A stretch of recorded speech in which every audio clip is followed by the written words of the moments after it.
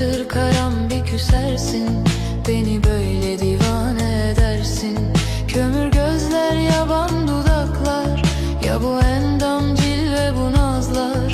O dudaklar helalim haktır, ben de canım bana da günahtır.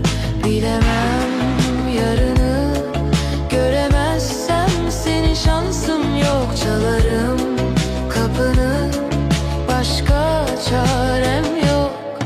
Al artık koynuna beni Karam, günahım boynuna can Karam. Anladım sensizlik haram, gel artık insafa ve Karam. Al artık koynuna